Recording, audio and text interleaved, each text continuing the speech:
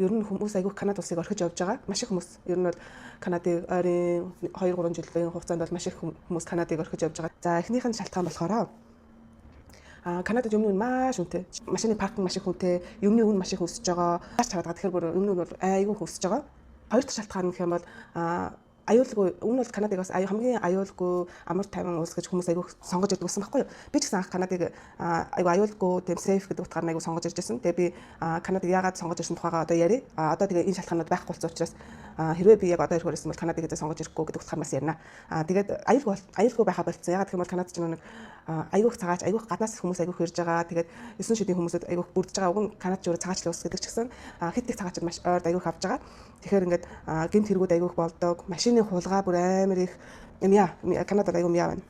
Тэгээд өөр ямар аюулгүй анх нэг хар тамхи энэ хүлэмжшүүлдэг болохоор энэ тэнд хар тамхи татсан хүмүүс, тэ homeless хүмүүс маш их байгаа. Айгүй өндөр такстай.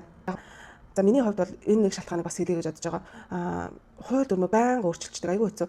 Тэгэл ингээл нэг хууль дүрмийн ийм хууль дүрм ингэж өөрчлөлөө. Яг тэрийг хараад яг тэрийн журмынхан дагуу ирээл ингээл байх гэсэн чинь дахиад ирснийхэн дараа 1-2 жил басныхан дараа хууль дүрм нь өөрчлөгдчихдөг ч юм уу тий. Амар тийм ирсэн байгаа гадаад оюутнуудаа гадаад хүмүүстэйгээ ерөөсөө бодохгүйгээр ингээ шууд хуулиа өөрчлөлт явчихдаг. За энүүний том жишээ гэх юм бол одоо Канада улс чинь уг нь коллеж оюутнууд ингээ ирэх юм бол гэр бүлийнхэн гишүүдэн дагалдаж ирээд бас дээрэс нь нөхрөн давхар бүтэн цагаар ажиллах ирэх аваад хүүхдүүд нь сургууль өнгө сурдаг байсан байхгүй юу.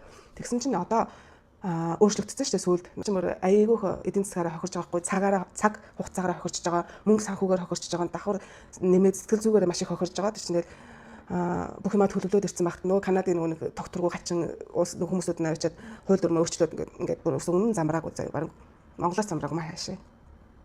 За тэгээд дараагийнхаа шалтгаан нь болохоор эмнэлгийн систем гинэ. За энэ эмнэлгийн систем бол угаасаа Канада улсын эмнэлгийн систем айгүй муу ордог, айгүй шүүмжлэл тагуулдаг. Бас нэг түргэний үйлчлэг нь бас арай дэндүү хүн сурталтай айгүй удаан ингээд бодсон чинь жоох стресстэй гэж шүү дээ.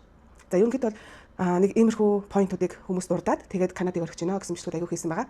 Эдөөсөө би бүгднтэй санал нийлж байна. Бүгдийг туулаад явж байгаа, стресстэд явж байгаа. Тэгэхээр та нарыг юу гэж хэлэх гээд байна гэхээр Канадад ирэх гэж байгаа. Яагаад Канадад яг ирэх гээд байгаа? Яагаад заавал Канадыг сонгоод байгаа?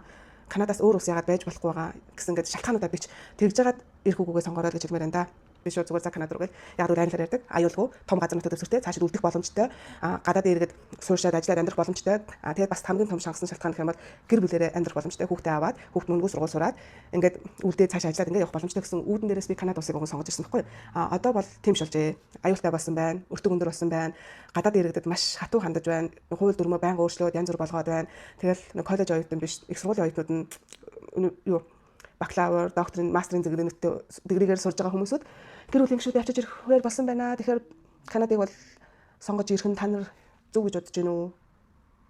Тэгэхээр баг Австралийн дээр юм шүү, Америкийн дээр юм уу? Мэдгүй өөрсдөө тэг гол нь ажлын талаар одоо ярина. Гэхдээ тэр ажлын тал дээр ч гэсэн Канада айгу муу байна, таксны тал дээр муу байна, юмны өртөг өндөр байна. Тэг бас нэг шамшилтан гэх юм бол юу шүү дээ. Монголоос бүр хэтэрхий хол тасалбарын тэзний үн бол маш үнэтэй байна. Тэгэхээр Монгол руу гоё очиж байж чадахгүй. Тэгэхээр та нар англиар ярьдаг улс сонгож байгаа Монголоос ойрхон гэж очих боломжтой.